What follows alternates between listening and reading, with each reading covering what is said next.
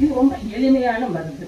சீத்தாப்பழம் எல்லாரும் சாப்பிட்டுட்டு அந்த விதையெல்லாம் வீட்டில் பயன்படுத்தி வச்சிருந்தீங்க அப்படின்னா, எப்பவோ நம்ம ஒரு பழத்தை சாப்பிட்டோம்னா அந்த விதையை சேகரித்து வச்சு நம்மால ஒரு 4 செடி வளர்ந்து அதை 4 பேர் கொடுத்தோம்.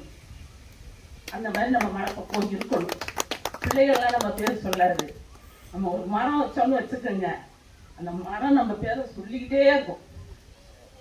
வாழ்க்கையில நம்ம செய்யற பெரிய தியாகம் பெரிய சர்வீஸ் எல்லாம் நினைக்கக்கூடாது. நான் எங்க போனாலும் இன்னைக்கு கூட ஒரு கண்ணோட தான் வரலான்னு பார்த்தேன். சரி, இன்னும் கொஞ்சம் பெருசா வளர்த்து தம்பிகிட்ட கொடுப்போம், அவங்க பல வேலையை அழிஞ்சு இருப்பாங்க, கொஞ்சம் பெருசா வளர்த்து கொடுப்போம் அப்படின்ட்டு. இன்னைக்கு எனக்கு காலேஜில் கல்லூரியில் வீட்டில் இடம் கிடையாது, மனசுல இடம் இருக்கு, வீட்டில் இடம் இல்லை.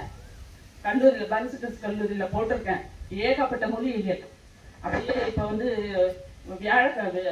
சனிக்கிழமை அன்னைக்கு கும்பகோணத்தில் ஆகஸ்ட் 8ஆம் தேதி இயற்கை வேளாண் திருவிழா நடக்குது.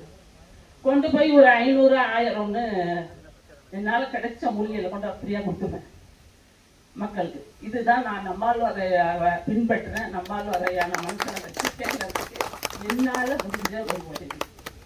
அதே மாதிரி இந்த முருங்கை நட்டவர் வெறுங்கையோட போவார், முருங்கை நட்டவர் வெறுங்கையோட போவாரும்பாங்க. ஏன் வெறுங்கையோட போவார்? முருங்கை நரம்ப பலப்படுத்துற ஒரு அற்புதமான கீரை, சஞ்சீவி கீரையில ஒரு கீரை. முருங்கை பூ காது உஷ்ணத்தை குறைக்கும். அந்த பச்சை பயிறு போட்டு முருங்கை பூவெல்லாம் எடுத்து அப்படியே கூட்டு பண்ணி சாப்பிடலாம்.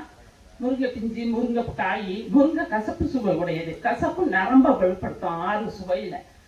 அதனால முருங்கை வந்து ஒரு அற்புதமான மருந்து. இந்த முருங்கை வீட்டுல இருந்ததுன்னா கிராமங்கள்ல பாருங்களேன், ஒரு 11 12 மணிக்கு ஒண்ணு காயெல்லாம் இல்லை, கீரையை உடைச்சு பண்ண போறேன்பாங்க. இவ்வளவு அற்புதமான உணவு. இதெல்லாம் சாப்பிட்றதுனாலதான் கிராமங்கள் எல்லாரும் ஆரோக்கியமா இருக்காங்க. கசப்பு சுவை உள்ளது முருங்கை. அதனால சர்க்கரை நோய்க்கும் அது அற்புதமான மருந்து. சர்க்கரை நோய்னா நம்ம வந்து தினம் வந்து சாப்பாட்டுல கசப்பு துவர்ப்பு 2 சுவை மட்டும் கம்மியா இல்லாம சாப்பிடுறோம். நீங்க எந்த வகையிலாவது, இப்ப நாவப்பழ சீசன், கசப்பு துவர்ப்பு